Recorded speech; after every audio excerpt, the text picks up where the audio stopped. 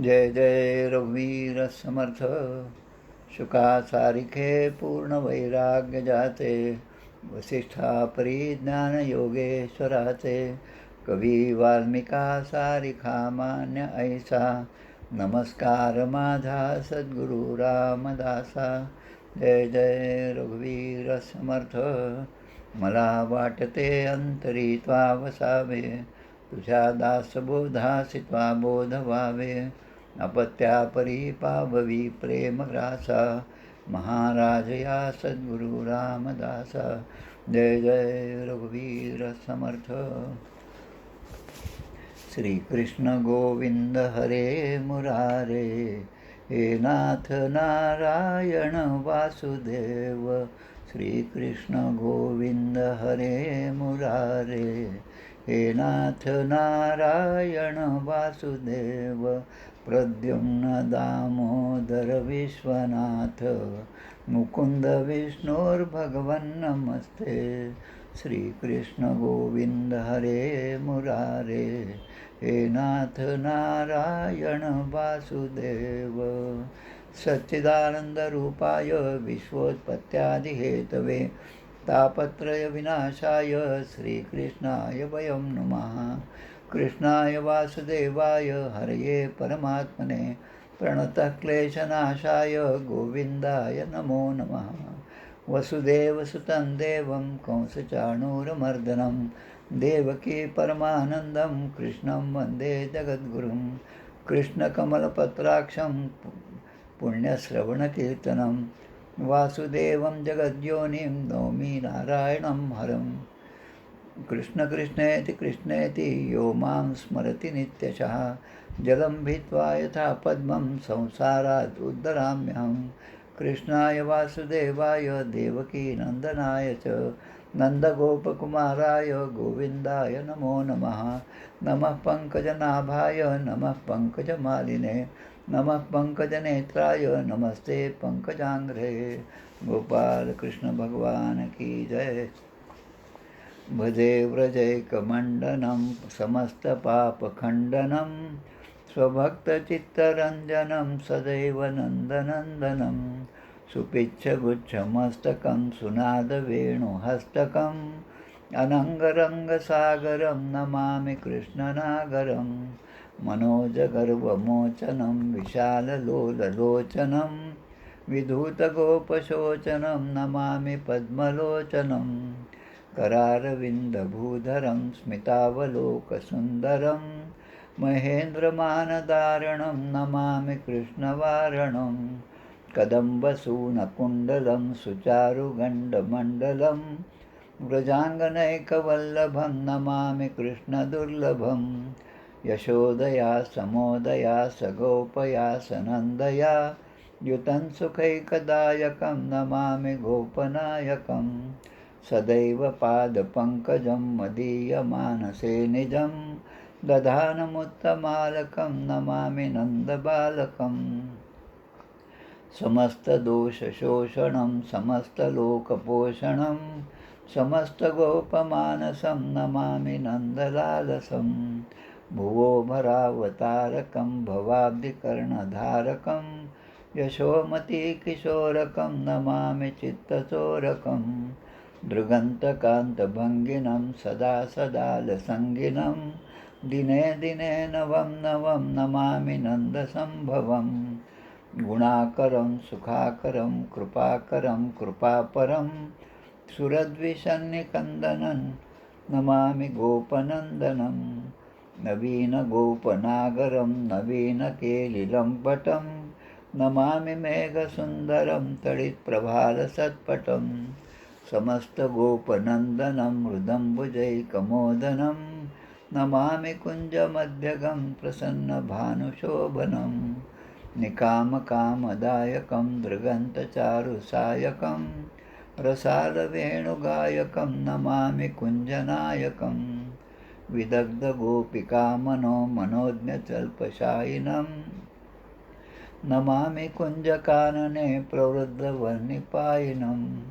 यदा तदा यथा तथा तथैव कृष्णसत्कथा, मया सदैव गीयतां तथा कृपा विधीयताम् प्रमाणिकाष्टकद्वयं जपत्यधीत्ययः पुमान् भवेत् सनन्दनन्दने भवे भवे सुभक्तिमान् भवे भवे सुभक्तिमान् इति श्रीमच्छङ्कराचार्यकृतं श्रीकृष्णाष्टकं सम्पूर्णं। गोपाल कृष्ण भगवान की जय। जय जय रघुवीर समर्थ। आतापर्यंत आपण श्रीमद भागवत महात्म्यात जे पद्मपुराणामध्ये दिलेलं आहे त्यातील 6 अध्याय जे आहेत त्याला भागवत महात्म्य असं म्हणतात. त्यापैकी देवर्षी नारदांची भेट, भक्तीची भेट, नंतर भक्तीचे दुःख दूर करण्याचा नारदांचा प्रयत्न, त्यानंतर भक्तीच्या कष्टाची निवृत्ती, नंतर आलं आपलं गोकर्णाचं उपाख्यान, त्याचा प्रारंभ, आणि धुंधुकारीचा प्रेत योनीतून जन्म आणि त्यातून त्याचा उद्धार, असे 5 अध्याय आपण पाहिले. आता आपण 6व्या अध्यायाकडे वळत आहोत. हा अध्याय म्हणजे सप्ताह यज्ञाचा विधी. श्रीमद भागवत सप्ताह करायचा असेल तर त्या सप्ताह यज्ञ, भागवत यज्ञाचा विधी काय आहे ते या अध्यायामध्ये 6व्या अध्यायामध्ये सांगितलेलं आहे. आता सप्ताह विधी म्हणजे काय? आता आपल्याला एखादा सप्ताह करायचा आहे भागवताचा, तर त्यासाठी काय करावं लागेल? पहिल्या श्लोकात दिलेला आहे. एवढा मोठा जर कार्यक्रम घ्यायचा असेल, आता एवढा मोठा म्हणजे एकदम 50,000, 1,00,000, हे आजच्या भागात तसं आहे. आपण जे कार्यक्रम पाहतो ते असेच मोठमोठे आहेत. पण पूर्वीच्या काळामध्ये सुद्धा जेव्हा जेव्हा कोणालाही इच्छा झाली की आपल्या घरामध्ये भागवत करावं, तर त्याने काय करावं? तर एक गोष्ट, पहिली गोष्ट जी भागवतात प्रत्यक्ष सांगितली ती लोकांची मदत घेतली पाहिजे. जसे आपण लोकांची मदत घेऊ या सत्कार्यामध्ये, लोकांनाही त्याचा सहभाग, त्याचं पुण्य लाभेल आणि त्यामुळे त्यांनासुद्धा पहिल्यांदाच का असेना भागवत श्रवणाची गोडी लागेल. आणि हे सगळं करायचं म्हणजे धनाची आवश्यकता आहे आणि त्यामुळे तसं धनसुद्धा आपल्याला एकत्र करावं लागेल. म्हणजे जास्त वाटा संयोजक, आयोजक जे आहेत त्यांचा आहे आणि इतर त्याला जशी मदत करतील तशी. पण मला कुणीच मदत केली नाही म्हणून तो आपण न करणं यापेक्षा करणं चांगलं आहे. एखाद्या ज्योतिषाला बोलवावं, त्यांच्याकडून ब्राह्मणाकडून मुहूर्त विचारावा आणि मुहूर्तावर या कथेचा प्रारंभ करावा. आता किती धन लागेल असा जर विचार केला तर श्रीमद भागवतामध्ये लिहिल्याप्रमाणे लग्नासाठी जेवढा खर्च येतो तेवढ्या धनाची व्यवस्था आपण केली पाहिजे, असं पण या ठिकाणी सांगितलं. धन किती पाहिजे? मग पुढे म्हणतात हा सप्ताह केव्हा करावा त्याचा काळसुद्धा दिला आहे. आषाढ, श्रावण, भाद्रपद, आश्विन, कार्तिक आणि मार्गशीर्ष. म्हणजे आता हे जे महिने सुरू आहेत, आपण जो हा भागवत सप्ताह किंवा भागवत हा जो प्रवचनाची मालिका सुरू केली तीसुद्धा आपण गुरुपौर्णिमेनंतर 2 दिवसांनी आषाढ वद्य द्वितीयेला आपण सुरुवात केली. आषाढ, श्रावण आणि आता भाद्रपदमधले आहेत आणि नंतर आश्विन, कार्तिक आणि मार्गशीर्ष. आता भाद्रपद महिन्यातलं भागवत हे खऱ्या अर्थाने महत्त्वाचं आहे, कारण ते भागवत जे आहे ते स्वतः शुकदेवाने परीक्षिती राजासाठी केलेलं आहे. भाद्रपद शुद्ध नवमी ते भाद्रपद पौर्णिमा, म्हणजे आता 2 दिवसांनी येणारी नवमी तेव्हापासून ते भाद्रपदातली पौर्णिमेपर्यंत, अनंत चतुर्दशीचा दुसरा दिवस. आता अशा सप्ताहाचं आयोजन करताना चांगला दिवस पाहावा लागतो. त्यामुळे ब्राह्मणांना विचारून भद्रा, व्यतिपात हे जे कुयोग आहेत ते टाळावे आणि जे लोक खऱ्या अर्थाने उत्साही असतील, उत्साही म्हणजे कसे की ज्या चांगल्या कार्याला आपण मदत केली पाहिजे असं ज्यांना वाटतं त्यांना मदतीला घ्यावं. आत्ताच मला समजलं आपले नारायणराव अलकरी जे आहेत त्यांनी सत्कार्यच केलेलं आहे. खरं म्हणजे ते सगळ्यांना सांगणार नाही म्हणून मी मुद्दाम या ठिकाणी सांगत आहे. जामसमर्थमधील ज्या आपल्या मूर्ती चोरीला गेलेल्या आहेत ही एक दुःखद घटना आहे आणि आपलं ते एक श्रद्धास्थान आहे. आपण सर्व रामदासी आहोत, मग तो रामदासी कुठल्याही पंथाचा असू द्या, कारण पंथ समर्थ संप्रदायाचा आहे आपला हा. मग आपण गोंदवलेकर महाराजांचे भक्त असू, आपण प्रल्हाद महाराजांचे भक्त असू, दत्ताभायांचे भक्त असू किंवा आपण भगवान शंकराचे भक्त असू, पण आपण भक्त आहोत हे मात्र नक्की. मग असं असेल तर आपण पाहतो की बऱ्याच ठिकाणी त्या जिल्हाधिकाऱ्यांच्याकडे निवेदन दिले आहेत की ही जी चोरीची घटना आहे त्याचा तपास लवकरात लवकर करावा. आणि त्या निमित्ताने आता व्हॉट्सॲप वगैरे असल्यामुळे आपल्याला लक्षात येतं की बऱ्याच ठिकाणी अशा प्रकारची निवेदनं दिली आहेत. आता असं निवेदन अकोला जिल्ह्यातून द्यावं असं मनामध्ये असतं, सगळ्यांच्या होतं, पण प्रत्यक्ष कृतीमध्ये कोणी उतरत नाही. शेवटी आमचे नारायणराव आलकरी जे आहेत ते खरं तळमळीचे कार्यकर्ते आहेत. कुठलाही प्रसंग असो, एखादा चांगला धार्मिक विधी असेल तर त्यामध्ये सहभाग नोंदवणं हे त्यांचं काम आहे आणि ते अगदी मनापासून ह्या सगळ्या गोष्टी करतात. मला खूप आनंद होतो की एवढ्या जिल्ह्यामधून निदान एक नारायणराव असे निघाले की ज्यांनी जाऊन या ठिकाणी अकोल्याच्या कलेक्टरांची भेट घेतली आणि त्यांच्याकडे निवेदन दिलं. आता त्यांना इतरांनी मदत का नाही केली हा भाग वेगळा, तो एक वेगळाच विषय आहे. खरं म्हणजे मुळामध्ये माणूस सत्वगुणी, रजोगुणी, तमोगुणी या तिन्ही गुणांचा असल्यामुळे कोणाला वाटतं तिथे देऊनच काय होणार वगैरे असे सगळे विचार आहेत. पण असू द्या, त्यानिमित्ताने श्री नारायणराव आलकरी यांचं हे समर्थ कार्यच आहे. आधी ते करावं कर्म, कर्ममार्गे उपासना, उपासका सापडे ज्ञान, ज्ञाने मोक्षाचे पावणे आणि मुख्य हरिकथा निरूपणं, दुसरे ते राजकारण, तिसरे ते सावधपणं सर्व विषय. अशा समर्थांच्या चतुश्रीतेचा अवलंब त्यांनी केला आहे. त्यामुळे त्यांचं अभिनंदन. म्हणून जे लोक उत्साही असतील त्यांना मदतीला घ्यावी. पुढे म्हणतात ज्या ठिकाणी कथा होणार आहे त्या ठिकाणी सर्वांनी सहकुटुंब सहपरिवार यावे आणि त्यामध्ये विशेषतः आपण काळजी घेतली पाहिजे की जे हरिनाम संकीर्तनापासून दूर आहेत, ज्यांना आजच्या भाषेमध्ये या गोष्टीमध्ये इंटरेस्ट नाही, सध्या आम्हाला काही एवढा वेळ नाही तुमच्यासारखा असं जे म्हणतात, त्यांना आग्रहपूर्वक या कथेला आणावं आणि ते येतील किंवा न येतील हे त्यांच्या त्यांच्या पूर्वसंस्कारानुसार घडत असतं. पण आपण सांगण्याचं काम करावं. जसं भृगु ऋषीने त्या काळामध्ये सर्वांना निमंत्रणे दिली आणि सर्व देवता, सर्व त्या ठिकाणचे ऋषी मुनी 84-88 हजार त्या नैमिषारण्यामध्ये येऊन जमले आणि तेव्हा तो भागवत सप्ताह त्या ठिकाणी झाला. तो कोणाचा होता? तर सूतजी आणि शौनकादी ऋषींचा. तसं आपण निमंत्रणं द्यावेत. विरक्त, वैष्णव आणि हरिकीर्तनामध्ये गोडी असणारे जे लोक आहेत त्यांना मात्र अवश्य सगळ्यांना बोलवावं. आता निमंत्रण कसं पाठवायचं हे सुद्धा या ठिकाणी 3 श्लोक दिलेले आहेत. अध्याय 6, श्लोक 8, 9 आणि 10. आता श्लोक काही मी म्हणत नाही, पण एक चांगला आहे त्याच्यामध्ये. श्रीमद भागवत पीयूष पानाय रसलंपटा. रसलंपट आहे कशाचा? तर भागवताच्या रसाचा आनंद घेण्यासाठी लंपट असलेले श्रीमद भागवत पीयूष, भागवत रूपी अमृताचं पान करण्यासाठी लंपट असलेले, म्हणजे जी ज्यांना खूप आवडी आहे. दारू पिणारा जसा लंपट असतो तर दारूच्यामुळे त्याचं एक क्षणभर देखील त्याला वेगळं राहत नाही, तसं भगवंताच्या नामसंकीर्तनामध्ये सुद्धा जो इतका रंगून गेलेला आहे तर अशा भक्तांना आपण बोलवावं. आणि भवंतश्च तथा शीघ्रम आयात प्रेमतत्परः. जो भगवंताच्या कार्यामध्ये प्रेमतत्पर, प्रेमाने तत्परपणा दाखवतो त्यांना सगळ्यांना त्या ठिकाणी बोलवावं. आणि मग निमंत्रणामध्ये आपण काय लिहायचं ते सुद्धा या ठिकाणी दिलेलं आहे.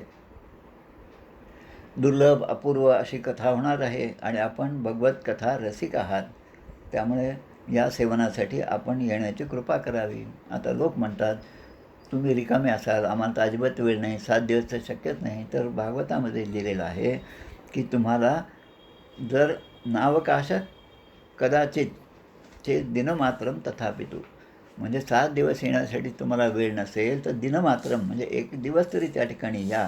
कारण क्षणो अत्रैव सुदुर्लभा, त्या भागवत कथेमधला प्रत्येक क्षण हा दुर्लभ आहे आणि त्या दुर्लभ क्षणाचा चांगला उपयोग आपण जर केला तर आयुष्य जे आहे ते अनेक सुखकर होईल. चांगल्या गोष्टींनी, पारलौकिक गोष्टींनी, लौकिक गोष्टींनी आपलं आयुष्य सुख व्हावं यासाठी तर सगळेच प्रयत्न करतात, पण या देह त्यागानंतरसुद्धा आपल्याला चांगली गती मिळावी असा प्रयत्न आपण आत्तापासूनच केला पाहिजे. मग पुढे सांगतात, म्हणजे आता जसं आता नवीन शब्द आला की इव्हेंट मॅनेजमेंट. इव्हेंट मॅनेजमेंट म्हणजे जो मॅनेजर त्या ठिकाणी येऊन एखाद्या कार्याची पूर्ण आखणी करतो, कसं बसायचं, कोणी कुठे बसायचं, कसं स्वागत करायचं, हे जसं सगळं ठरलेलं असतं तसं श्रीमद भागवतामध्ये ह्या गोष्टीसुद्धा आहेत. ज्यांना वाटतं हे सगळं जुनाट सगळ्या गोष्टी आहेत त्यांना मुद्दाम सांगा की हे इव्हेंट मॅनेजमेंटचा भागसुद्धा श्रीमद भागवतामध्ये आहे.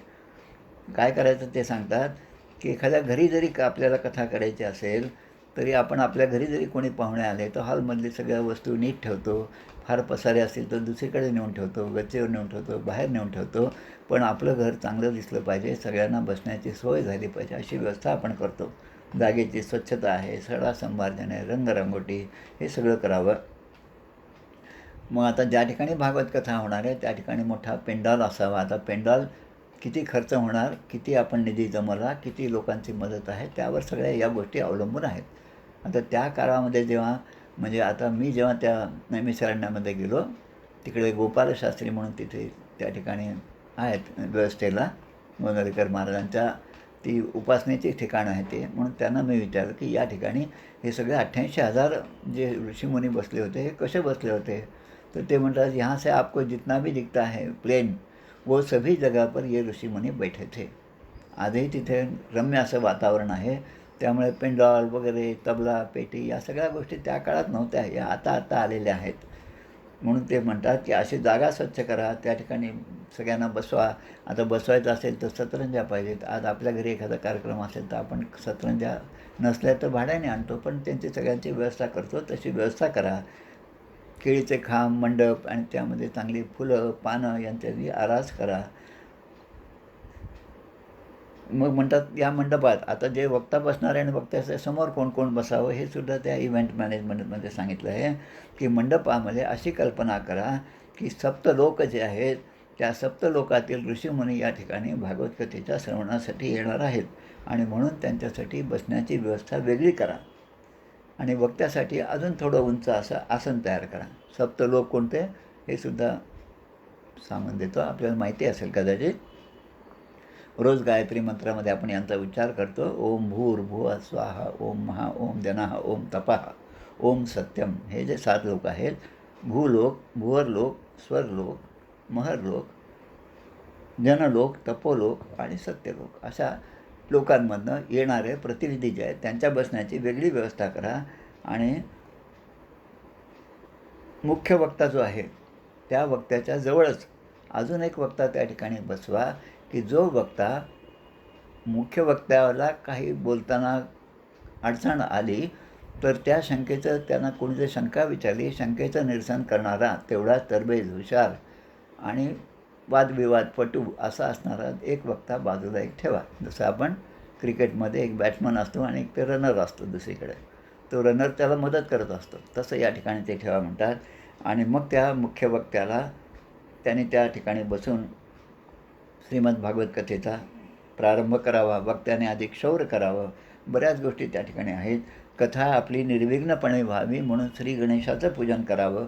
भगवान श्रीकृष्ण, कारण कृष्णच आहे श्रीमद भागवत यामध्ये, भगवान श्रीकृष्णाने प्रवेश केला आहे आणि म्हणून भगवान श्रीकृष्णाची षोडशोपचारी पूजा करावी आणि भगवंताचं गुणगान, श्रीकृष्णाची स्तुती आपण करावी.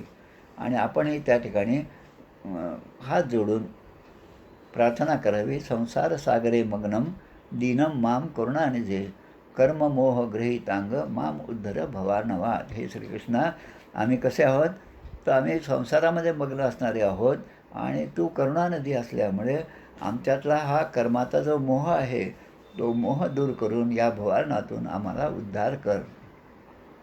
श्रीमद्भागवतोख्यम साख्योयम प्रत्यक्ष कृष्ण एवही, प्रत्यक्ष श्रीकृष्णच आहे आणि म्हणून मुक्त्यर्थ भवसागरे, म्हणून आम्ही तुझी पूजा करत आहोत.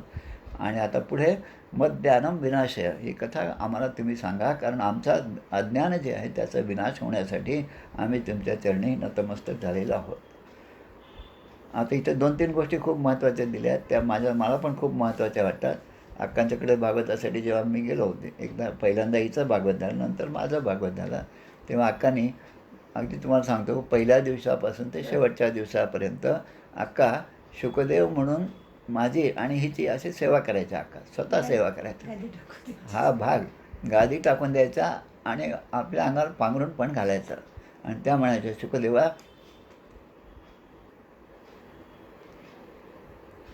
आता थोडा आराम करा. आणि जेव्हा भागवत कथा संपली, 7वा दिवस संपला, संध्याकाळ झाली, तेव्हा म्हणतात आता शुकदेव आता आपापल्या स्थानी निघून गेले, त्यामुळे आता गादी तुम्ही टाका. हे जे आहे हा भाव आपण जपला पाहिजे. म्हणजे आपलं काम झालं तोपर्यंत आपण विनयाने वागलो, नंतर नाही वागलो, हा भाग तिथे नाही. पण प्रत्येक वक्ता जो भागवतच नाही पण कुठल्याही प्रवचनामध्ये असेल, कीर्तनामध्ये असेल, त्या ठिकाणी आपण मूळ वक्ता जो आहे त्याला पाहिलं पाहिजे. म्हणून त्याला व्यासपीठ असं म्हणतात. ते व्यासांची गादी आहे. व्यासोत्थिष्ठम जगत सर्वम. ज्या भगवान व्यासांनी या सगळ्या 18ही पुराणांची रचना केली त्यांचं ते पीठ आहे आणि म्हणून त्या पीठावर बसणारा प्रत्येकच व्यासांचा आहे आणि त्यांच्या मुखातून आपण हे भागवत श्रवण करत असतो. हा भाव फार महत्त्वाचा आहे त्या ठिकाणचा. आता ही कथा कशी करायची आणि त्या ठिकाणी आता अक्काने मला विचारलं की तुम्हाला जेवणाचं कसं, एक वेळ जेवणार का 2 वेळ जेवणार का उपास करणार, सगळं भागवतामध्ये लिहिलं आहे. ते म्हणतात की उपास करा. उपवास केल्यामुळे आपल्याला श्रवणामध्ये कुठल्याही प्रकारची बाधा येणार नाही. 3-3दा पाणी प्यावं लागणार नाही, 3-3दा उठून जाता येणार नाही, म्हणून उपवास करा. पण ज्याला उपवासच जमत नाही त्याने थोडंसं खाऊन घ्यावं. ज्याला हेही जमत नाही तेव्हा मी अक्कांना सरळ सांगितलं की मला दोन्ही वेळेस जेवायला लागेल आणि दोन्ही वेळेस मी फराळ करेल. कारण ते जर नाही झालं तर माझं चित्त तिकडे लागणार नाही भागवत सांगताना. हा माझा प्रामाणिकपणा मी सांगितला. आता याचं एक उदाहरण, कारण आपण जे बोलतो ते कुठे आहे का संतांच्या चरित्रात हे आपण पाहिलं पाहिजे.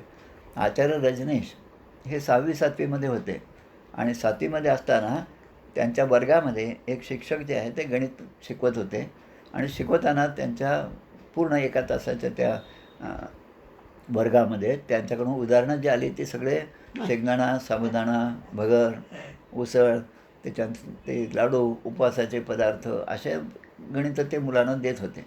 हे 6वी-7वीमध्ये होते आचार्य रजनीश. तेव्हा त्यांनी लगेच उठून विचारलं, गुरुजी तुम्हाला आज उपवास आहे का? असं म्हणल्यावर ते म्हणतात, कसं काय रे, तुला कसं काय समजलं? नाही, तुम्ही उदाहरणं सगळी तीच दिली.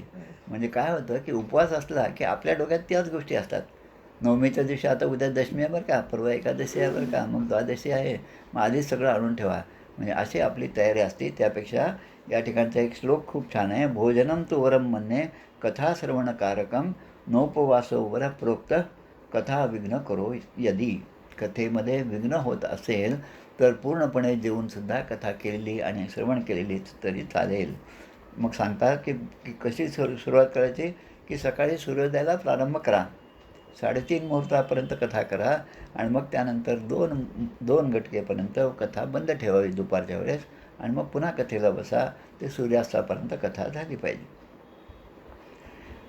पुढे सांगतात की जे कथा करणारे आहेत आणि जे श्रवण करणारे आहेत त्यांच्यासाठी काही नियम पण सांगितले आहे. ते नियम जे आहेत ते म्हणजे डाळ आहे, मध आहे, तेल आहे, पचण्यास अवघड अशा गोष्टी आहेत त्याचं भोजन करू नये, ब्रह्मचर्य व्रताचं पालन करा, जमिनीवर झोपा, पत्रावळीवर भोजन करावं, शिळे अन्न खाऊ नये, असे काही नियम त्या ठिकाणी सांगितलेले आहेत. जे वेद, ब्राह्मण, वैष्णव, गोसेवा करणारे, राजा यांची निंदा करणारे जे आहेत त्यांचा संग टाळावा. अजून काही गोष्टी दिल्यात की रजस्वला स्त्री आहे, चांडाळ आहे, म्लेच्छ आहे, पापी आहे, गायत्रीचा जप न करणारे यांच्याशी भाषण करू नये. तर असा विचार केला तर खरं म्हणजे माझं अजून एक सांगणं असं असेल की अशा ठिकाणी गेल्यानंतर कमीत कमी बोलावं किंवा बोलूच नाही शक्यतो, पण बोललं तर अगदी कमीत कमी बोलावं आणि प्रपंचाबद्दलचं अजिबात बोलू नये. मग आता पुन्हा या ठिकाणी अजून दिलेलं आहे की ही जी कथा आहे या कथा कोणी श्रवण करावी हा सुद्धा नियम दिला, कोणी श्रवण करायची. त्यामध्ये सांगतात दरिद्रश्च क्षयी रोगी निर्भाग्य पापकर्मवान अनपत्यो मोक्षकाम शृणुयाच कथाम इमाम. जो दरिद्री आहे, क्षयरोगी आहे, कोणत्याही रोगाने पीडित झालेला आहे, अभागी आहे, पापी आहे, पुत्रहीन आहे, मोक्षाची इच्छा मनापासून असणारे जे आहेत त्यांनी ही कथा श्रवण केली पाहिजे. आता हे कथा जर पूर्ण झाली तर त्याचं उद्यापन कसं करावं, काही आपण जेव्हा करतो त्याचं उद्यापन करतो. आपल्या गोंदवलेकर महाराजांचं एक वचन असणारं एक टेबल कॅलेंडर आहे, त्यामध्ये एक लिहिलेलं आहे की ग्रंथाचं वाचन जेव्हा झालं तेव्हा त्याचं उद्यापन काय करायचं म्हणतात. ते सत्कर्माचं उद्यापन न करता त्या कथेमध्ये आपण जे ऐकलं ते आता आचरणात आणण्याचा जो दिवस आहे त्यामुळे उद्यापन हा शब्दच ठेवू नका असं त्यांनी सांगितलेलं आहे. म्हणजे ते म्हणतात की नाम जे आहे, नाम आत्तापर्यंत घेतलं, आता ते नाम प्रपंचात राहूनसुद्धा आपल्याला घेता आलं पाहिजे, याचे आता तुम्ही सवय करून घ्या. आणि पुस्तकस्य वक्तुश्च पूजा कार्याति भक्तितः. मग पूजा करायची कोणाची, तर वक्ता आणि ग्रंथ यांची पूजा आपण केली पाहिजे. आता जेव्हा अशी पूजा करतात, आपण जेव्हा भागवत सप्ताहात जातो तेव्हा आपल्या लक्षात आलं असेल मुख्य वक्ता जे आहेत, जे भागवत कथाकार आहेत ते त्यांचा आपण जेव्हा नमस्कार करतो, पाया पडतो, तेव्हा काही ना काही आपल्या हातामध्ये ते देतात. प्रसाद आहे, तुळशी माला आहे किंवा एक तुळशीचं पत्र आहे, तुळशी दल आहे, ते आपल्याला देतात. तर प्रसाद तुळसी माला श्रोतभ्यश्चात दीयताम मृदंग ताल ललितम कर्तव्यम कीर्तनम ततः. म्हणजे त्यांनी आपल्या हातावर तुळशीचं पान किंवा तुळशीच्या माळा किंवा प्रसाद रूपाने द्यावं आणि जे उपस्थित आहेत त्याने मृदंग झांज यांच्या मदतीने चांगल्या प्रकारे त्या ठिकाणी भजनसुद्धा करावं. श्रोता जर विरक्त असेल तर त्यांनी समाप्तीच्या दिवशी म्हणजे दुसऱ्या दिवशी गीता पठण करावं. आणि दुसरा पण विधी दिलेला आहे की हवन करायचं असेल अथवा हवनम कुर्यात गायत्र्या सुसमाहिताः. म्हणजे गायत्री मंत्राचं ने हवन करावं, कारण हे पुराण जे आहे ते गायत्री स्वरूपच आहे म्हणून सांगितलेलं आहे. आता हवन सामग्री जी आहे ती आपण हवन नाही केलं तर मग निदान गायत्री त्या हवनाचं सामग्री ती ब्राह्मणांना दान करावी. अनेक प्रकारच्या काही त्रुटी झाल्या असतील आपल्याकडून तेव्हा आपण असं पाहतो की अनेक कथामध्ये असे हात वर करतात बा सगळे आणि ते सगळं म्हणतात गो हरे महा हरे महा हरे महा असं 3 वेळेस म्हणतात की आमच्याकडून काही जर दोष झाला असेल त्यातून आम्हाला मुक्त करावं. अजून एक त्या ठिकाणी दिलं आहे 63व्या श्लोकामध्ये की विष्णू सहस्रनामाचा पाठ करावा. त्यानंतर 12 ब्राह्मणांना पायस मध असे उत्तम उत्तम पदार्थ देऊन भोजन द्यावे आणि व्रताच्या पूर्ततेसाठी गाय आणि सुवर्णाचे दान करावे. पुढे अजून एक लिहिलं आहे की जो सद्भक्त असेल त्याने स्वतः हाताने श्रीमद्भागवत लिहावं आणि ते ब्राह्मणाला दान करावं आणि दान करताना ते सुवर्णाचं सिंहासन करून त्यावर ठेवावं. सुंदर अक्षरात लिहिलेलं तो भागवत जो आहे तो त्यांना आपण दान करावा. जे आचार्य आहेत जे भागवत कथा सांगणार आहेत त्यांना वस्त्र अलंकार गंध वगैरेने पूजा दक्षिणा घेऊन तो समर्पण करावा. आता हे सगळं कुठे सुरू होतं? आपली कथा कुठून सुरू झाली? एक म्हणजे सूतजी आणि शौनक नैमिषारण्यावर. आणि ते कोणती कथा सांगत होते की आनंदघाट त्या ठिकाणी सनकादिक ऋषी आणि नारदांना हे सगळं सप्ताहविधी सनकादिक ऋषी सांगत आहेत. आणि त्यावेळेस ते सांगतात सनकादिक ऋषी की आत्तापर्यंत इति ते कथितम सर्वम किं भूय श्रोतुमिच्छसी. तुझी जी श्रवण करण्याची इच्छा होती ते सगळं आत्तापर्यंत मी तुला सांगितलेलं आहे आणि अजूनही तुला जर काही विचारायचं असेल तर तू विचार. कारण या एका भागवताने सर्व प्रकारचे भोग आणि मोक्ष हे आपल्या हाती लागतात. तेव्हा सूतजी म्हणतात त्यांना सांगतं की आता सर्व माणसाकडून घडणाऱ्या पापांचा नाश करणारी ही कथा आहे. परमपवित्र आणि मोक्ष आणि मोक्ष दोन्ही देणारी ही कथा आहे. आणि त्यामुळे आज या ठिकाणी ज्ञान वैराग्य आणि भक्ती या तिघांनाही पुष्टी प्राप्त झालेली आहे. आपण दुसऱ्या अध्यायात पहिल्या अध्यायात जे पाहिलं की भक्ती आणि त्याचे 2 पुत्र ज्ञान आणि वैराग्य जे वृद्ध झाले होते आणि ते निश्चेष्ट असे तिच्या मांडीवर पडलेले होते, झोपलेले होते, त्यांना जागा करण्याचं आव्हान या नारदाने घेतलं. आणि जर मी हे करू शकलो नाही तर मी भगवंताचा भक्त म्हणून घेणार नाही अशी पुन्हा प्रतिज्ञा केली. तर त्या ठिकाणी हे तिघेही ज्ञान वैराग्य आणि भक्ती हे तिघेही नाचत नाचत त्या ठिकाणी एकदम तरुण होऊन आले. आणि नारदांना ते वाटलं की आपण जो प्रयत्न केला आहे तो किती सफळ झाला. कृतकृत्य झाले नारद. त्यांच्या अंगावर रोमांच दाटून आले. त्यांना परमानंद झाला. आणि भगवंताचे प्रिय नारद मुनी या प्रकारे कथा ऐकून हात जोडून मग ते प्रार्थना करतात. नारद म्हणतात सनकादिक ऋषींना मी धन्य झालो, धन्योस्मी अनुग्रहितोस्मी भगवद्भिः करुणापरी. की मला हा अनुग्रह प्राप्त झाला आहे, मी धन्य झालो. सर्व पापहरण करणारे अशा भगवंताची कथा आज मला प्राप्त झाली. श्रवणम सर्व मध्येभ्यो वरम मन्ये तपोधनाः. म्हणजे वैकुंठात राहणारे जे देवदेवता आहेत ते सुद्धा या ठिकाणी हे श्रवण करण्यासाठी येतात. आणि त्याप्रमाणे सूतजी पुढे सांगतात की असं ते म्हणत आहेत तेवढ्यामध्ये नारद बोलत आहेत तेवढ्यामध्ये त्या ठिकाणी शुकदेव प्रत्यक्ष त्या ठिकाणी आले. व्यासपुत्र शुकदेव जे आले त्यांचंसुद्धा वर्णन या ठिकाणी केलेलं आहे. 16 वर्षाचं वय आहे. अंगावर एकही कपडा नाही. आत्मलोभाने तृप्त आहेत. ज्ञानरूपी महासागराचा भरती आणणारा जो चंद्र असतो त्याप्रमाणे त्यांचं मुख आहे. आणि सावकाश श्रीमद्भागवताचा पाठ ते करीत होते. आणि ते तेजपुंज शुकांना पाहून त्या ठिकाणी असणारे सगळेच ऋषी मुनी 88,000 हे सगळे उठून उभे राहिले, त्यांना अभिवादन केलं. देवर्षी नारदांनी त्यांचं पूजनसुद्धा केलं. श्री शुकदेव त्या ठिकाणी म्हणतात, आता हे जे 3 श्लोक आहेत शुकदेवाने म्हणलेले, हेच 3 श्लोक पुढे पुन्हा मूळ भागवतामध्ये येतात. निगमकल्पतरोर्गलितं फलं शुकमुखादमृतं द्रवसंयुतं पिबत भागवतं रसमालयं मुहुरहो रसिको भुवि भावुकाः. म्हणजे रसिक आणि भावकजन हो, श्रवण करणाऱ्या सगळ्यांना, म्हणजे तुम्हाला सगळ्यांना, मलासुद्धा, कारण मी बोलतो आहे म्हणजे मी सुद्धा श्रवणच करत आहे. हे भागवतरूपी कल्पवृक्षाचे परिपक्व असं फळ आहे, जे शुकदेवांच्या मुखातून निघालेले असल्याने अमृतरसाने परिपूर्ण असं आहे. यात केवळ रसच रस आहे, पूर्णपणे रस आहे. आणि या फळाला साल नाही आणि बीसुद्धा नाही.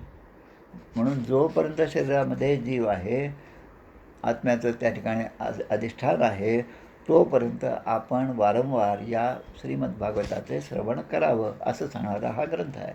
हा श्लोक आहे 80वा श्लोक.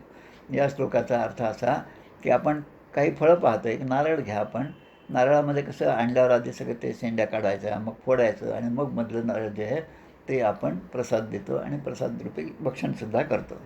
दुसरं एखादं फळ घ्या, जांभूळ जरी असेल तरी सगळं बाकीचं खाल्ल्यानंतर आतलं बी आपल्याला टाकून द्यावं लागतं. म्हणजे अनेक ठिकाणी काही वेळेस काय होतं, आत्ताची गोष्ट माहीत नाही, आता काही अनुभव नाही, पण आमच्या लहानपणी आई जेव्हा हळदी कुंकवानं आली की ती काहीतरी ते दुसऱ्या बायकाने दिले आंबे वगैरे आणायचे, तर आम्हाला त्याच्यामध्ये जास्त इंटरेस्ट, आणि आंबा लगेच आम्ही खाऊन पाहायचं. खाल्ल्याबरोबर तो एखाद्या वेळेस आंबट निघायचा. आता ते काय दुसऱ्याला द्यायचे ना, म्हणून मग जसे मिळेल तसे आणतात आणि देऊन टाकतात. पण उत्तम पदार्थ दुसऱ्यास द्यावा, शब्द निवडून बोलावा, सावधपणे करीत जावा संसार आपुला.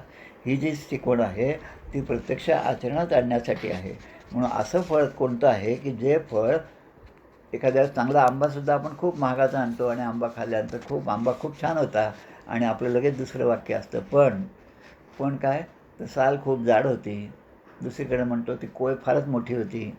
आणि मग कोणत्या आंब्याची आपण स्तुती करतो की ज्या आंब्याला साल अगदी पातळ आहे, रस भरपूर आहे आणि कोय मात्र एकदम लहान आहे. पण या ठिकाणी शुकदेव सांगतात की हे भागवत हे वेदतरूंचे फळ जे आहे, कल्पवृक्षाचे परिपक्व झालेले हे फळ आहे, ते फळ अगोदरच शुकमुखाने म्हणजे शुकदेवाने ते चाखलेलं आहे. पोपटाने चाखलेला जो पेरू असतो, जो अर्धवट खाल्लेला पेरू असतो, तो अधिक गोड लागतो.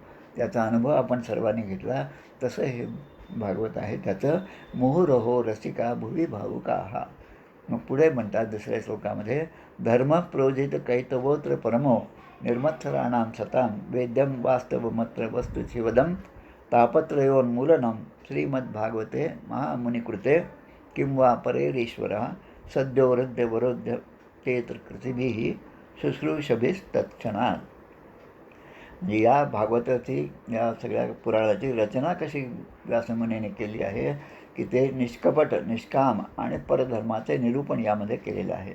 यात आत्मवस्तूचं वर्णन आहे, जीव कसा मुक्त होईल याची सोय यामध्ये आहे, आणि तापत्रयोन्मूलनम, तिन्ही तापाची निवृत्ती या कथा श्रवणाने होते. आणि हे होत असताना सहजपणे भगवंत त्या श्रोत्याच्या हृदयामध्ये प्रवेश करतात. एवढी या भागवताची महत्ता आहे. श्रीमद्भागवतं पुराणतिलकं वेदवैष्णवानां धनं यस्मिन् पारमहंस्यमेव ममलं ज्ञानं परम गीयते. आणि म्हणून तुम्ही याचं श्रवण, पारायण, मनन हे करा, म्हणजे तुम्ही मुक्त व्हाल असं ते सांगतात. मग आता सूतजी पुन्हा काही प्रश्न विचारतात की आता हे बोलणं चालू असताना त्या ठिकाणी श्रीहरी प्रगट झाले. आता प्रत्यक्ष श्रीहरी भगवंत प्रगट झाले, त्यामुळे सगळ्यांना खूप आनंद झाला. आहे तर भगवंत एकटे कसे येतील, त्यांच्याबरोबर म्हणजे मिनिस्टरला बोलवलं, त्याच्याबरोबर 50 गाड्या तर आपल्या घरासमोर आल्या पाहिजेत, आणि ते आल्याशिवाय आपल्या घरी मिनिस्टर आले हे लोकांना कसं समजेल. हे जसं आहे तसं या ठिकाणी भगवान श्रीकृष्ण आले. त्यांच्याबरोबर कोण कोण आले पहा, प्रल्हाद आहे, बली आहे, उद्धव आहेत, अर्जुन आहेत, ही सगळी भक्तमंडळी त्या ठिकाणी आली. आणि भगवंतांना प्रसन्नचित्त पाहून देवर्षी नारदांनी त्यांनासुद्धा उंच सिंहासनावर बसवले. आणि त्यांच्याबरोबर कोण कोण होतं आणि ते किती आनंदी झाली या कथेमुळे, त्याचंसुद्धा या ठिकाणी वर्णन आहे. प्रल्हादस्तारधारी तरलगत तिथया चोद्धव कांसधारी.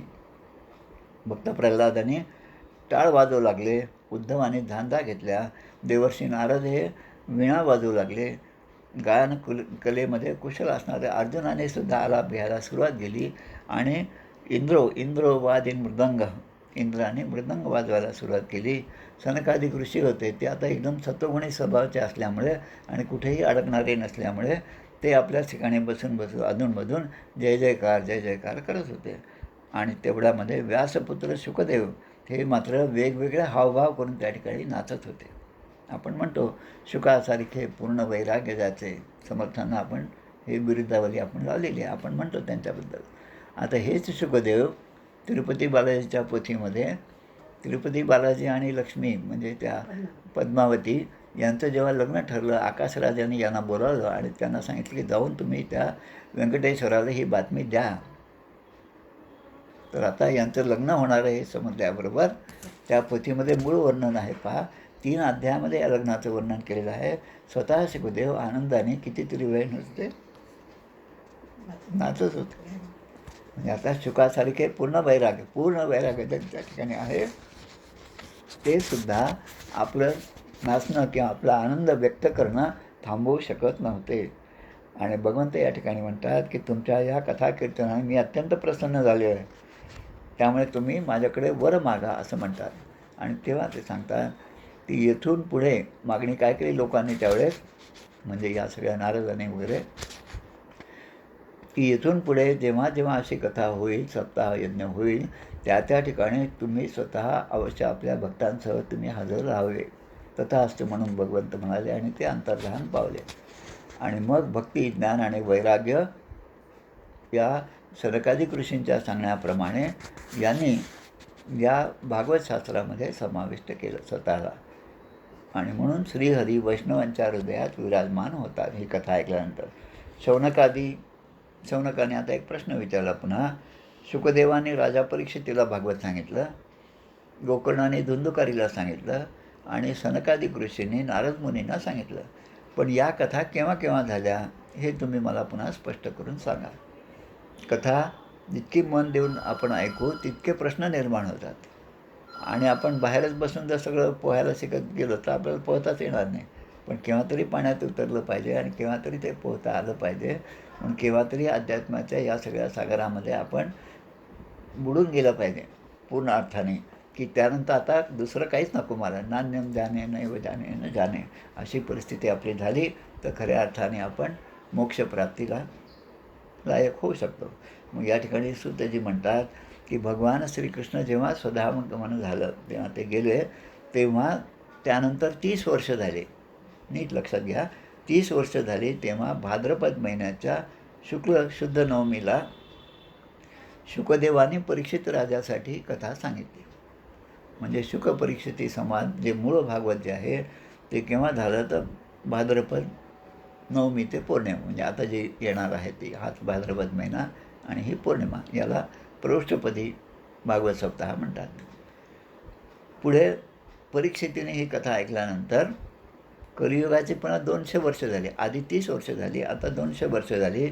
तेव्हा आषाढ महिन्यामध्ये शुद्ध नवमीपासून गोकर्णाने ही कथा सांगितली. आपण पाहिलं गोकर्णाच्या कथेमध्ये गोकर्णाने जेव्हा कथा सांगितली तेव्हा पहिल्यांदा मुक्त झाले ते आपले धुंदुकारी आहेत. पण एकच विमान का आणलं, एवढे मोठे श्रोते आहेत. मग त्या श्रोत्यांनी पुन्हा ऐकलं. ते झालं श्रावण महिन्यामध्ये. आणि धुंदुकारीचं जे भागवत होतं ते आषाढ महिन्यात, आषाढ आणि श्रावण. आणि गोकर्ण आणि धुंदुकारी आणि त्या गावातले आपण पाहिलं चांडाळापासून ब्राह्मणापर्यंत गाई गुरंसुद्धा त्या ठिकाणी मुक्त झालेले आहेत. आणि आता तिसरं भागवत जे आपण आता पाहतो, हा सप्ताहविधी वगैरे 5व्या आणि 6व्या अध्यायात ज्यांचा उल्लेख आहे ते कार्तिक शुद्ध नवमीपासून सनकादिक ऋषींनी सांगायला सुरुवात केली. अशा 3 कथा अत्यंत महत्त्वाच्या आहेत. आणि मग आता पुन्हा ते सांगतात की तुम्ही आता जो प्रश्न विचारला त्या सगळ्या प्रश्नांची मी आता तुम्हाला उत्तरं दिलेली आहेत. अजून काही श्लोक आहेत ते घेऊन आपण थांबणार आहोत. आता जे 6 श्लोक आहेत या अध्यायातले, एकूण 103 श्लोक आहेत, त्यामधले शेवटचे 6 श्लोक महत्त्वाचे आहेत. लोकेही तीर्थ परिशील सेवया किम, म्हणजे प्रश्न असा आहे की एवढं सगळं सुलभ साधन असताना तीर्थयात्रेला का गेलं पाहिजे असंच म्हणतात. म्हणजे संत सज्जनो ही कथा आदराने श्रवण करा. श्रीकृष्णांना अत्यंत प्रिय, सर्व पापांचा नाश करणारी आणि मुक्तीचे साधन असणारी आणि सहजपणे आपल्यातला भक्तिभाव वाढीस नेणारी अशी ही कथा आहे. आणि हे सगळं असताना हे सोडून तीर्थयात्रेला का जावं? म्हणून माऊली सांगतात, नाना तीर्थे भ्रमी चित्त नाही नामी तरी ते व्यर्थ त्रिवेणी संगमी. आणि मग नंतर पुढे सांगतात की आता ही कथा सांगत असताना, आता हा श्लोक फार महत्त्वाचा आहे आपल्या सगळ्यांसाठी आणि भागवत श्रवण करणाऱ्यांसाठी. तो पूर्णच वाचतो मी. स्वपुरुषमय वीक्ष पाशहस्तं वदती यमः किल तस्य कर्णमूले परिहर भगवत्कथासु मत्तान प्रवुरहम अन्य ऋणाम न वैष्णवानाम. म्हणजे हातात मृत्यूपाश घेऊन येणारे यमदूत पाहिले आणि त्या यमदूतांना यमराजाने थांबवलं आणि त्यांच्या कानामध्ये यमराजाने हे सांगितलं की हे पहा, तुम्ही पृथ्वी तलावर जात असाल तर एक गोष्ट करा की जे भगवंताच्या कथा कीर्तनात एकाग्र चित्त झाले आहेत, श्रवण करत आहेत, ते सांगतात त्यांच्या घरची डोअरबेल वाजवू नका, त्यांना फोन करू नका त्यांच्या मोबाईलवर, ते श्रवण करतात, हे खूप चांगलं आहे आणि जर फोन केला तर पहा. आणि म्हणून हे सांगतात जे भगवंताच्या कीर्तनामध्ये एकाग्र चित्ते झाले आहेत त्यांच्यापासून तुम्ही दूर राहा. आणि माझ्यात इतरांना दंड देण्याची शक्ती आहे, प्रत्यक्ष यमराज सांगत, पण वैष्णवांना दंड देण्याची शक्ती नाही. आणि म्हणून तरी निदान श्रीमद भागवताचं श्रवण आपण केलंच पाहिजे. असारे संसारे विषय विषयसंगा कुलधिया क्षणार्धम क्षेमार्धम पिबत शुकगाथा तुलसुधाम. अतुलसुधाम म्हणजे दुसऱ्याशी कुठेही कंपॅरिझन होणार नाही. अतुलनीय अशी ही सुधा म्हणजे अमृत आहे ते. त्याचं निदान क्षणार्धम क्षेमार्थम, अर्धा क्षण का होईना पण आपल्या क्षेमासाठी म्हणजे आपल्या फायद्यासाठी ही शुककथा अशी अवीट गोडी असणारी आहे, त्याचं तुम्ही प्राशन करा. आणि ते सोडून देऊन निंद्य कथांनी अशा कुमार्गावर तुम्ही का भटकता?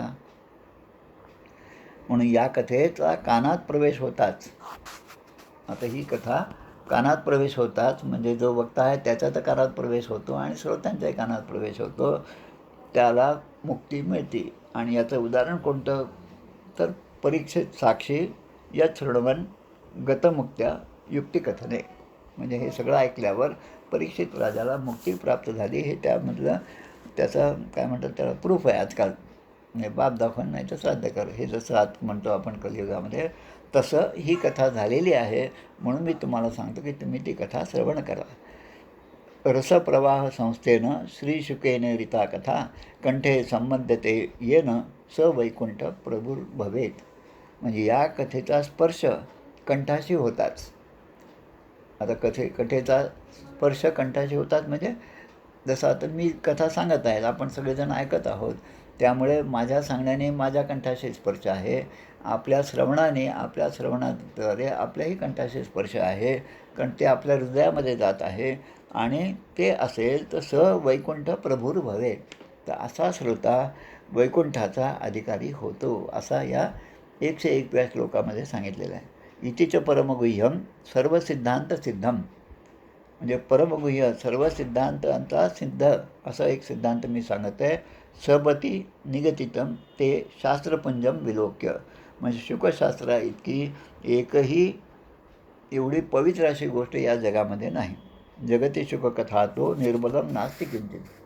चुकूनही तुम्हाला सापडणार नाही एवढं ही शुककथा एवढी महत्त्वाची आहे. आणि म्हणून शेवटच्या चरणात सांगतात पिब परसुख हेतोर द्वादश स्कंद सारम. द्वादश स्कंदाचा सार जे आहे ते म्हणजे हे 12 स्कंदाचं सार असणारं हे भागवत महात्म्य आहे. त्यामुळे हे भागवत महात्म्य यासाठी असतं की आजकाल ते एक शब्द आहे पहा, आमचे नातू सांगतात ते, आम्ही ट्रेलर आम्हाला माहीत होतं सिनेमाचं ट्रेलर असतं, सिनेमा यायचा असेल तर आधी ट्रेलर दाखवतात. मग त्यामध्ये एक इच्छा प्रकट होती माणसाची, तिने हा सिनेमा पाहिलाच पाहिजे. आता एक नवीन शब्द आमच्या नातवांनी सांगितला, म्हणजे का बाबा त्याला टीजर म्हणतात. मग टीजर म्हणजे आता पुढे एखादं गाणं येणार असेल तर त्याची जाहिरात आधीच करतात, त्याला टीजर म्हणतात. तर हे जसं ट्रेलर आणि टीजरचं आजचं आपण बोलतो त्याप्रमाणे ह्या श्रीमद भागवताचं महात्म्य हे त्या टीजरसारखं आहे, त्या ट्रेलरसारखं आहे. आणि ते पाहून आपल्या मनामध्ये इच्छा व्हावी की आपण हे पूर्ण श्रीमद भागवताचं श्रवण करावं. हे का महत्त्वाचं आहे हे सगळं या ठिकाणी सांगितलेलं आहे. त्यामुळे एताम यो निततया शृणोति भक्त्या यश्चैनां कथयति शुद्ध वैष्णवाग्रे तौ सम्यक विधिकरणात फलं लभेते याथार्थ्यान्न ही भुवने किमप्यसाध्यम. म्हणजे जो पुरुष नियमाने, आता कोणते नियम होते? ब्रह्मचर्य व्रताचं पालन करणं, जमिनीवर झोपणं, आणि निंदक जे निंदा करतात त्यांचंच म्हणजे त्यांची भेट टाळा, त्यांचं ते सगळं श्रवण करणं हे टाळा. पण भगवंताचं गुणगान असेल तर त्या ठिकाणी श्रवणासाठी तुम्ही जा. आम्हाला पत्रिका नव्हती म्हणून आम्ही लग्नाला आलो नाही, इथपर्यंत लौकिकामध्ये ठीक आहे. पण भागवत कथेची पत्रिका काही माझ्याकडे आली नाही म्हणून मी भागवत कथेला जाणार नाही, हे म्हणणं अत्यंत चूक आहे. कारण तिथे न जाण्याने तुमचंच पुण्य पाप वाढणार आहे. पण तिथे गेला तर तुमचं पुण्य वाढणार आहे, हे सर्वांनी लक्षात घ्यावं. त्यामुळे मान अपमान वगैरे या सगळ्या गोष्टी सोडून अशा ठिकाणी गेलं पाहिजे. दुसऱ्याच्या घरी जाऊन तुम्ही तिरुपतीला जाऊन आले ना, मग प्रसाद असेल तर आम्हाला द्या, असं मागण्यात काहीच गैर नाही. इतर ठिकाणी भीक मागण्यापेक्षा असं मागणं यामध्ये आपलं काय म्हणतात त्याला भलं होणार आहे. म्हणून ते मागितलं पाहिजे. न मागतासुद्धा आपल्याला ते मिळालं पाहिजे हे ठीक आहे, पण अशा ठिकाणी मागणं पण गैर नाही.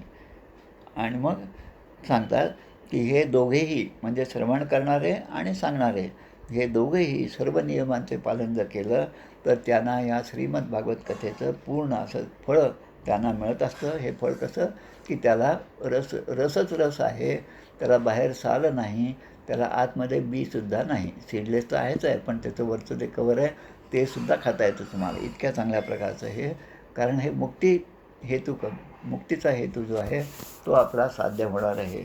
असं हे श्रीमद पद्मपुराणातील उत्तरखंडातील श्रीमद भागवत महात्म्यातील श्रवणविधी कथनम नाम षष्ठोध्याय हा 6वा अध्याय या ठिकाणी समाप्त होत आहे. आज माझ्या माहितीप्रमाणे षष्ठी आहे ना, षष्ठी का हो षष्ठी, सप्तमी अष्टमी नवमी. तर नवमी जी आहे त्या नवमीपासून पौर्णिमेपर्यंत आता जे भागवत होणार आहे ते भागवत हे शुकदेवाने परीक्षित राजाला सांगितलेलं आहे. योगायोगाने आपण जी सुरुवात केली ती आषाढ महिन्यात केली. आषाढ आणि श्रावण हे दोन्ही जे होते ते गोकर्णाने सांगितलेलं भागवत आपल्या धुंदुकारीसाठी, आणि नंतर गावातल्या इतर सगळ्यांसाठी सांगितलेलं हे आषाढ आणि श्रावण महिन्यात झालं. आणि आता जे भागवत आपण पुढच्या शुक्रवारपासून सुरू करणार आहोत ते भागवत म्हणजे जे शुकदेवाने परीक्षिती राजासाठी सांगितलेलं आहे. तर त्या भागवताचा श्रवणाचा लाभ आता आपण पुढच्या शुक्रवारी घेणार आहोत. तत्पूर्वी या ठिकाणी आपल्या पद्धतीप्रमाणे आरती म्हणूया आपण.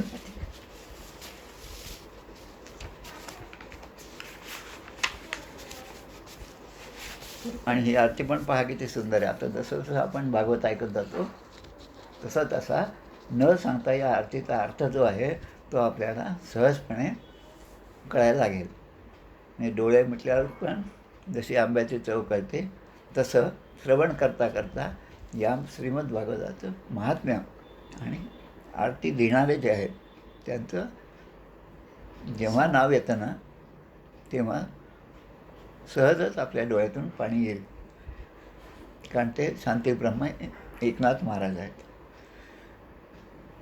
जय हो जय श्री भागवता, आरती करी तुझ भगवंता. जय हो जय श्री भागवता, आरती करी तुझ भगवंता. श्री शुकमुनीने परम भक्तीने नाना परीने गायले जा हरिचरिता. आरती करी तुझ भगवंता. वेद तरुचे मधुर फळ, स्वादुरसे जे सोज्वळ. आत्माराम मुनी अचल, सेवुनी करीती जन सफल. महापर्वणी आली अवनी, की अघहरिणी भवजलतरणी. ती पतिता आरती करी तुझ भगवंता. येथे व्यासांची वाणी सार्थक हरिगुण गावोनी. शास्त्र पुराणी मुकुटमणी परमा प्रेमामृत जननी. सहज सेविता भाविक भक्ता उदार दाता मोक्ष तत्वता. देहाता आरती करी तुझ भगवंता. गमते जणू मानस तीर्थ द्वादश सोपाने युक्त. निर्मल भक्ती जले भरित विहरे हरिहंस चितेथ. श्लोक सुकमले संत अलिकुले सेवुनी रमले भान विसरले. रस पिता आरती करी तुझ भगवंता. अपार महिमा ग्रंथाचा वदवेना कोणासाचा. मेवा कविवर संतांचा प्राणची कीर्तनकारांचा. जणू बोधांचा स्वयंप्रभेचा द्वादश कलीचा रवी अंतरीचा. तमहरता आरती करी तुझ भगवंता. ग्रंथ नव्हे हा श्रीकृष्ण गीते वेधी मन पूर्ण. अनन्य होता या शरण खचित टळे जन्म मरण. त्रिताप जाती चिरये शांती नाथ ही वदती रामपदी ठेवी माथा. आरती करी तुझ भगवंता. जय हो जय श्री भागवता. आरती करी तुझ भगवंता. गोपाल कृष्ण भगवान की जय. जय जय रघुवीर समर्थ.